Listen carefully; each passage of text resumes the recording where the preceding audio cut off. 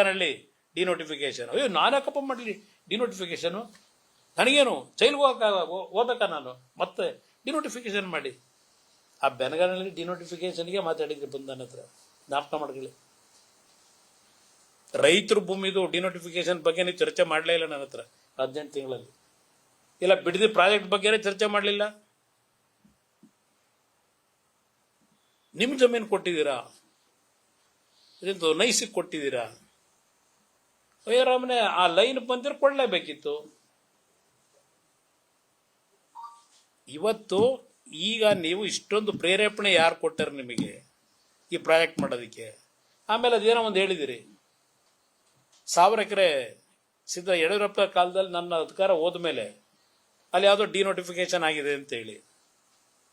ಅವರು ಯಾಕೆ ಮಾಡ್ಕೊಂಡವ್ರೆ ಅಂತಂದ್ರೆ ವಿಷಯ ತಿಳ್ಕೊಂಡಿದ್ಯಪ್ಪ, ಯಾಕೆ ಮಾಡವ್ರೆ ಅಂತ. ಯಾರ್ದು ಭೂಮಿ ಅವತ್ತು ಡಿನೋಟಿಫೈ ಮಾಡಿರೋದು? 70 ಲಕ್ಷ ಕೊಟ್ಟರು, ನಾನು 2.25 ಕೋಟಿ ಕೊಡ್ತಿದ್ದೀನಿ. ಯಡಿಯೂರಪ್ಪನವ್ರ ಕಾಲದಲ್ಲಿ ಬರೀ 70 ಕೊಟ್ಟಿದ್ರು, 70 ಲಕ್ಷ. ಅದು ರೈತರ ಭೂಮಿನ ಅಕ್ವೈರ್ ಆಗಿದ್ದು, ಅಲ್ಲ ಡಿನೋಟಿಫೈ ಆಗಿದ್ದು. ಸಿದ್ದರಾಮಯ್ಯರ ಕಾಲದಲ್ಲಿ ಒಬ್ಬ ತಿಮ್ಮೇಗೌಡ ಅಂತ ಹೇಳಿ ಎಕ್ಸೈಸ್ ಕಾಂಟ್ರಾಕ್ಟ್ರು ಅವರು ಡಿಫಾಲ್ಟ್ ಆಗಿದ್ರು, ಸರ್ಕಾರಕ್ಕೆ ದುಡ್ಡು ಕಟ್ಟಿರಲಿಲ್ಲ. ಇದೇ ಸಿದ್ದರಾಮಯ್ಯನವ್ರ ಕಾಲದಲ್ಲಿ ನೀನು ಒನ್ ಟೈಮ್ ಸೆಟಲ್ಮೆಂಟ್ ಮಾಡೋದಾದ್ರೆ ಇಷ್ಟು ದುಡ್ಡು ಬಿಟ್ಕೊಡ್ತೀವಿ, ನೀನು ದುಡ್ಡು ಕಟ್ಟು ಅಂದ್ರು. 500 ಕೋಟಿನೋ 400 ಕೋಟಿನೋ 600 ಕೋಟಿನೋ ಸರ್ಕಾರಕ್ಕೆ ಕಟ್ಟು ಅಂದ್ರು ಸಿದ್ದರಾಮಯ್ಯರ ಕಾಲದಲ್ಲಿ. ಅದರ ಬ್ಯಾಕ್ ಗ್ರೌಂಡ್ ನಿಮ್ ಗಮನಕ್ಕೆ ತರ್ತೀನಿ. ಯಾಕೆ ಹೋರಾಟ ಮಾಡಲಿಲ್ಲ ಆಗ? 1000 ಎಕರೆ ಡಿನೋಟಿಫೈ ಮಾಡಿದಾಗ ಯಡಿಯೂರಪ್ಪನವ್ರ ಕಾಲದಲ್ಲಿ ಆಗೆಲ್ಲ ಹೋಗಿದ್ರು ಇವರು ಅಂತ ಏನು ಹೇಳ್ತಾ ಇದ್ದಾರೆ. ಆ ಲ್ಯಾಂಡು ಒಂದು 20 ಎಕರೆ ಬಿಟ್ಟು ಇನ್ನುಳಿದ 900 ಎಕರೆ ಆ ಕಂಪನಿಯವರಿಗೆ ಸೇರಿದ್ದು. ಆ ತಿಮ್ಮೇಗೌಡರು ಅಂತ ಹೇಳಿದ್ನಲ್ಲ, ದುಡ್ಡು ಕಟ್ಟಿರ್ಲಿಲ್ವ ಅವರಿಗೆ ಒನ್ ಟೈಮ್ ಸೆಟಲ್ಮೆಂಟ್ಗೆ ಸಿದ್ದರಾಮಯ್ಯನವರು ಒಂದು ಅವಕಾಶ ಕೊಟ್ಟಿದ್ರಲ್ಲ, ವಿನಾಯಿತಿ. ಅದನ್ನ ದುಡ್ಡು ಕಟ್ಲಿಕ್ಕೆ ದುಡ್ಡಿರಲಿಲ್ಲ ಅವ್ರ ಹತ್ರ. ಅದಕ್ಕೆ ಹೋಗಿ ಸರ್ಕಾರದ ಮುಂದೆ ಅರ್ಜಿ ಹಾಕೊಂಡು ಡಿನೋಟಿಫಿಕೇಶನ್ ಮಾಡಿ ಸರ್ಕಾರದಿಂದ ದುಡ್ಡು ತಗೊಂಡು ಸರ್ಕಾರಿ ದುಡ್ಡು ಕಟ್ಕೊಂಡವ್ರೆ. ಇದು ದೊಡ್ಡ ದೊಡ್ಡ ವ್ಯವಹಾರ. ಅಲ್ಲಿ ಯಾರು ರೈತರ ಭೂಮಿದಲ್ಲ ಡಿನೋಟಿಫೈ ಮಾಡಿದ್ದು. ರೈತರ ಭೂಮಿ ಎಲ್ಲಿಂದ ಮಾಡ್ತಾರೆ ಡಿನೋಟಿಫೈನ? ಇದೇ ನೀವಿದ್ದರಲ್ಲಪ್ಪ ಮಂತ್ರಿ ಸಿದ್ದರಾಮಯ್ಯರ ಕಾಲದಲ್ಲಿ, ಯಾವುದು ಅರ್ಕಾವತಿ ಲೇಔಟು. ಎಸ್.ಎಂ. ಕೃಷ್ಣ ಅವ್ರನ್ನು ಆಳಕ್ ಬಿಡ್ಲಿಲ್ಲ. ಎಸ್.ಎಂ. ಕೃಷ್ಣ ಅವರು ರಾಜ್ಯಸಭೆ ಮೆಂಬರ್ ಮಾಡಿದಾರೆ. ಯಾರ್ರಿ? ಸೋತ್ ಮನೇಲಿ ಕೂತಿದ್ರು. ಎಸ್.ಎಂ. ಕೃಷ್ಣ ಅವರನ್ನ 94ರಲ್ಲಿ ದೇವೇಗೌಡರು ಮುಖ್ಯಮಂತ್ರಿ ಆಗಿ ರಾಜ್ಯಸಭೆಗೆ ಅವ್ರು ಹೋಗ್ಬೇಕಾದ್ರೆ ಈ ಮನುಷ್ಯಂದ ದೇವೇಗೌಡರು ಕೊನೆ ಹಂತಕ್ಕೆ ಹೋಗಿ ಅದು ಸೆಕ್ಯುಲರ್ ಜೀವನದಲ್ಲಿ ಅಳವಡಿಸ್ಕೊಂಡ್ಬಂದು ನಿಮ್ಮನ್ನು ನಂಬಿ ಅವತ್ತು ಎಸ್.ಎಂ. ಕೃಷ್ಣ ಅವ್ರನ್ನ ಕಳಿಸಿದ್ದು ನೀನಲ್ಲ ಕಣಪ್ಪ. ಪಾರ್ಲಿಮೆಂಟ್ ರಾಜ್ಯಸಭೆಗೆ ದೇವೇಗೌಡರು ಕಳಿಸಿದ್ದು. ಹೊರಗಡೆ ನಾನು ಎಸ್.ಎಂ. ಕೃಷ್ಣ ಅವರಿಗೆ ಬೆಂಬಲವಾಗಿ ನಿಂತು ಪಾಪ ಹೇಳಕತ್ತಾರೆ. ಇದನ್ನೇ ನಾನು ಹೇಳ್ತಾ ಇರೋದು. ಯಾವ ಡಿನೋಟಿಫಿಕೇಶನ್ ಬಗ್ಗೆ ನೀವು ಹೇಳ್ತೀರಿ, ಆ ರೀಡು ಅಂತ ಮಾಡಿದ್ರಲ್ಲ ನೀವು ಮಂತ್ರಿ, ಸಿದ್ದರಾಮಯ್ಯವ್ರ ಮುಖ್ಯಮಂತ್ರಿ, ಅವತ್ತು ರೈತರ ಭೂಮಿನ ನೀವು ಡಿನೋಟಿಫೈ ಮಾಡಿದ್ದು ಎಲ್ಲ GPA ಹೋಲ್ಡರ್ಗಳನ್ನು ಮಾಡಿದ್ರಿ. ರೀಡು ಹೆಸರಿನಲ್ಲಿ 450 ಎಕರೆ ಅರ್ಕಾವತಿ ಲೇಔಟಲ್ಲಿ ಎಷ್ಟು ಸೈಟ್ ಕೊಟ್ಟರೋ ಗೊತ್ತಿಲ್ಲ. 3,800 ಎಕರೆನೇನೋ ಅಕ್ವೈರ್ ಮಾಡಿ ಕೊಟ್ಟಿದ್ದ ಸೈಟ್ ಎಷ್ಟು? ಇನ್ನು ನಿಮ್ಮ ಯೋಗ್ಯತೆಗೆ ನಾನು 2007 ಯಾವಾಗ ನನ್ನ ಸರ್ಕಾರದ ಮೇಲೆ ಅಟ್ಯಾಕ್ ಮಾಡಿದ್ರಿ ನೀವೆಲ್ಲ, ರೈತರು ಭೂಮಿ ಎಲ್ಲ ಒಡೆಯ ಕೊಟ್ಟುಬಿಟ್ಟಿದ್ದೀರಿ ಅದು ಇದು ಅಂತ ಹೇಳಿ, 1,60,000 ಎಕರೆ ಅಂತ ಹೇಳಿ ಹೇಳ್ದಲ್ಲ, ಭಾಷಣ ಮಾಡಿದಿರಿ, ರೆಕಾರ್ಡಲ್ಲಿದೆ. ಆಗಸ್ಟ್ 15, 2007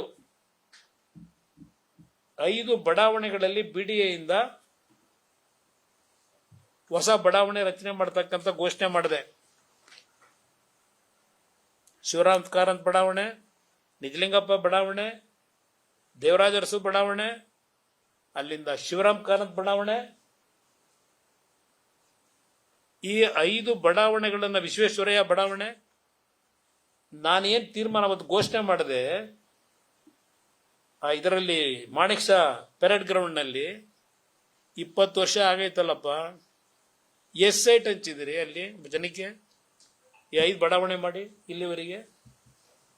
ಈಗ ಟೌನ್ಶಿಪ್ ಮಾಡಿ ವಿಶ್ವ ದರ್ಜೆ, ಬೆಂಗಳೂರು ದಕ್ಷಿಣ, ರಾಮನಗರ ಹೆಸರಿದ್ರೆ ಬೆಲೆ ಬರಲ್ಲ, ಬೆಂಗಳೂರು ದಕ್ಷಿಣ ಮಾಡಿಬಿಟ್ರೆ ರೈತರಿಗೆ ಏನು ಬೆಲೆ ದೊಡ್ಡ ಮಟ್ಟದಲ್ಲಿ ಬಂದ್ಬಿಡುತ್ತೆ. ಹೇಳ್ತಾ ಭಾಷಣ ಮಾಡಿದ್ದು ನೋಡಿದ್ದೀನಿ. ಅಲ್ಲಿ 1000 ಎಕರೆದು ಪಕ್ಕದಲ್ಲಿ ಕೂರಿಸ್ಕೊಂಡು ಹಿಮ್ಮೇಳ ಮಾಡ್ತಿದ್ರಲ್ಲ ಎಂ ಬಿ ಪಾಟೀಲ್, ಅದು ಯಾರಿಗೆ ಮಾಡಿದ್ದು ಅಂತ ಹೇಳಪ್ಪ? ರೈತರಿಗೆ ಮಾಡಿದ್ರು ಡಿನೋಟಿಫಿಕೇಶನ್ ಬಿಜೆಪಿ ಸರ್ಕಾರದಲ್ಲಿ. ತಿಮ್ಮೇಗೌಡರಿಗೆ ಮಾಡಿಕೊಟ್ಟಿದ್ದು ಅದನ್ನ ಸ್ವಲ್ಪ ಹೇಳಿ.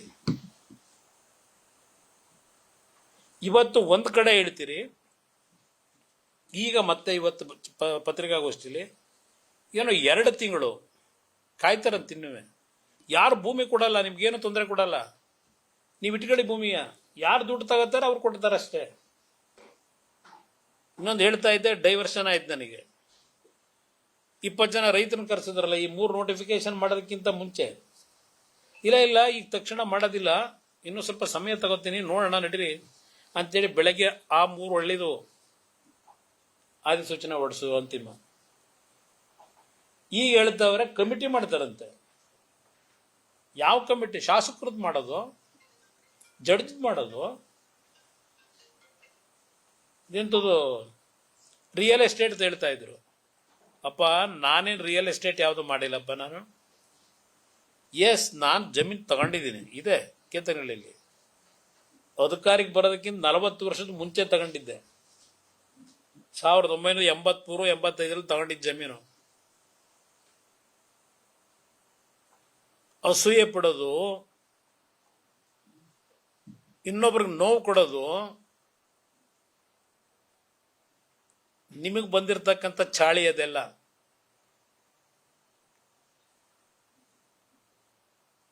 ಎಂಬತ್ತೈದನೇ ಇಸ್ವಿಲಿ ಖರೀದಿ ಮಾಡಿದ ಜಮೀನು ಅದೆಂಥದ್ದು 4 ಎಕರೆ ಒತ್ತುವರಿ ಆಗೋಗಿದೆ. ಇಡೀ ದೇಶದಲ್ಲಿ ಹೇಳ್ಕೊಂಡ್ ಬಂದಿದ್ದೀರಿ. ಏನು ಪಾಪ ಕೃಷ್ಣ ಬೈರೇಗೌಡರು ಏನ್ ರಾಜ್ಯದ ಎಲ್ಲರದು ಪೋಡಿ ಮಾಡಿಬಿಟ್ಟಿದೀವಿ ರೈತರದು. ಹೇಳಿದ್ದು ರಾಜ್ಯದಲ್ಲಿ 2 ಬಾರಿ ಮುಖ್ಯಮಂತ್ರಿ ಆದವನು. ಆ ಜಮೀನಲ್ಲಿ ಒಂದು ಪೋಡಿ ಮಾಡಿಸ್ಕೊಳಕ್ಕೆ ನನಗಾಗಿಲ್ಲ. ನಿಮ್ಮ ತರ ಅಧಿಕಾರಿಗಳಿಗೆ ಎದುರಿಸಿ ಮಾಡೋದಾಗಿದ್ರೆ ಏನು ಬೇಕಾದ್ರೂ ಮಾಡ್ಬೋದಾಗಿತ್ತಲ್ವ. ನಾನು ಕಷ್ಟಪಟ್ಟು ಸಂಪಾದನೆ ಮಾಡಿದ ಜಮೀನದು. ನಾನು ಹಲವಾರು ನಿದರ್ಶನಗಳವೆ. ಮಕ್ಕಳುಗಳನ್ನ ಕಿಡ್ನಾಪ್ ಮಾಡೋದು, ಎದುರಿಸೋದು, ಜಮೀನು ಬರೆಸ್ಕೊಳ್ಳೋದು. ಅದ್ಯಾವುದೋ ಸೊಸೈಟಿ, ಯಾವನೋ ಒರಿಜಿನಲ್ ದಲಿತರಿಗೆ